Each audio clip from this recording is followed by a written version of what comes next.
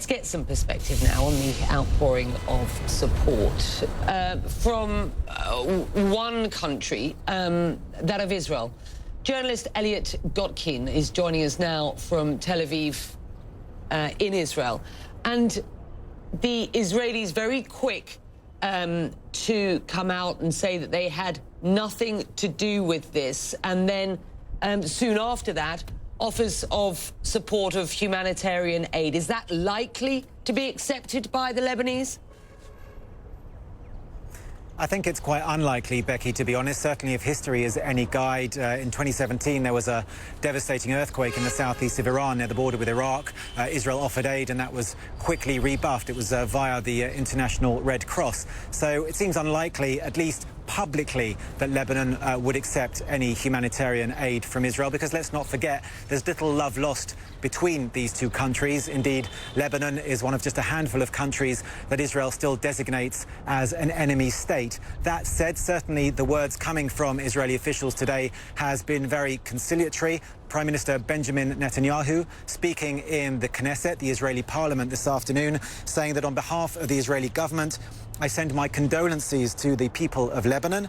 We are prepared to extend humanitarian aid as human beings to human beings, adding that as we did in the humanitarian crisis in Syria, this is our way. And that really echoed the words written by President Reuven Rivlin last night on Twitter, which he sent out in Hebrew, English and Arabic, saying that we share the pain of the Lebanese people and sincerely reach out to offer our aid at this difficult time. And you know, Becky, it's hard to believe that just a week ago there were concerns about rising tensions by the northern border between Israel and Lebanon. That now today tragically seems a very long time ago.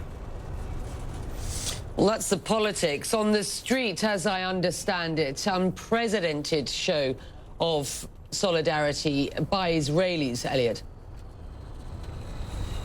Yeah, I think sending relief to disaster-struck countries is not unprecedented, and certainly I think most Israelis will agree with the sentiments expressed by the Prime Minister and the President. One other thing that's happened is the Mayor of Tel Aviv has announced that the municipal building in central Tel Aviv will be lit up this evening with the flag of Lebanon. Now, it's not unusual for flags to be projected onto the building, but we understand that this is the first time that an enemy state flag has been beamed on to the municipal building. So a real show of solidarity from Tel Avivians, from one Mediterranean city to another in this time of tragedy for the Lebanese people.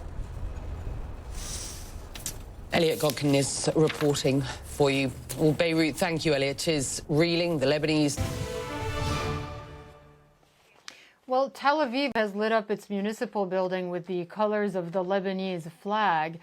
It's been a tradition in the city to use the building to show support for regions that are suffering, but this time is particularly notable because Israel considers Lebanon to be an enemy state. There is no diplomatic relation between the two countries. In fact, if you show up with a passport that is stamped with an Israeli stamp in Lebanon, that probably wouldn't do you any favors when it comes to getting inside the country. Journalist Elliot Gotkin is in Tel Aviv with more on that, of what's going on. What led to this decision, Elliot?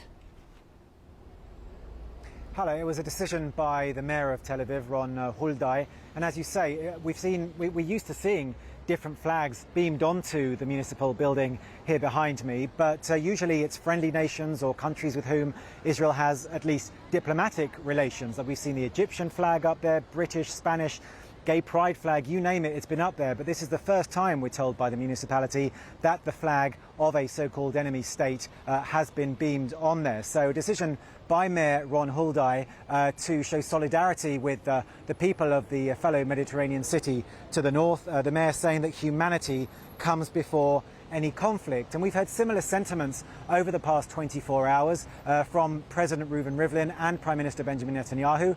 President Rivlin tweeting last night in English, Hebrew and Arabic, we share the pain of the Lebanese people and sincerely reach out to offer our aid at this difficult time. And earlier this afternoon here in Israel, Prime Minister Benjamin Netanyahu addressing the Israeli Knesset, the parliament, and saying that on behalf of the Israeli government, I send my condolences to the people of Lebanon.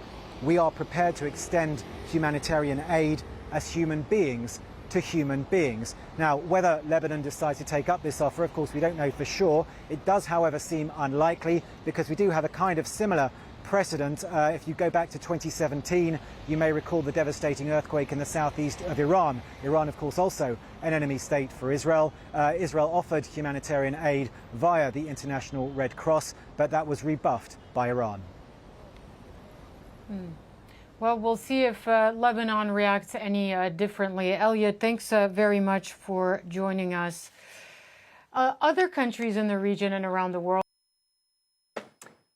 Countries around the world are showing signs of solidarity with Lebanon. Paris's famous Eiffel Tower went dark at midnight to honour the victims of the Beirut explosion. The city sending more than $118,000 in emergency aid to Beirut, while Israel also showing support for its neighbour. Tel Aviv City Hall lit up with the Lebanese flag to honour the blast victims. However, some Israelis are criticising the move as Israel considers Lebanon an enemy state. Israel is also showing support for its northern neighbour in an offer of humanitarian and medical aid, saying multiple hospitals and medical centres are standing by, ready to help victims of the explosion. Journalist Elliot Gotkin joins me now from Tel Aviv. It's offering, but I've been monitoring social media. There's a lot of thanks but no thanks from the Lebanese. Israel offers. Question is there really any chance that this aid will be accepted? It seems pretty unlikely at this stage, Becky. As you say, the offer from Israel is genuine, and the hospitals are at the ready, and indeed there have been doctors imploring the Lebanese to send their wounded over. But politically, at least, it seems unlikely to happen. As you say, Israel still designates Lebanon as an enemy state. There is little love lost between the two countries, and it's very hard to see this happening. That said, there have been messages of solidarity from across the political spectrum, culminating, as you mentioned last night, with the City Hall in Tel Aviv being lit up with the flag of Lebanon. Now, it's not unusual to see flags being beamed onto the side of that building, but this is the first time, we're told, that this has happened for a flag of a country that is designated as an enemy state. The mayor of Tel Aviv, Ron Huldai, saying humanity comes before any conflict. On top of that, we spoke with people outside City Hall, and they generally seem to share that view. I'm shocked. I feel sorry for them. I want to help them. I came here to picture this, take a picture of this flag, and I feel sorry for this country and for this terrible disaster. It's really devastating what's going on, and it's really affecting the whole world, especially in Israel. Being an Israeli American, seeing how my American friends are reacting and Israelis are reacting, and like feeling so close because we're not far away compared to the Americans, but everyone's like taking charge and donating, and it's insane. Like, it shouldn't be happening. And it's not just Lebanese social media users who aren't particularly happy at what's transpiring. Yair Netanyahu, that's the eldest son of Prime Minister Benjamin Netanyahu, he's a prolific tweeter, and he tweeted out last night, "This is crazy. Displaying the flag of an enemy state is a criminal offence."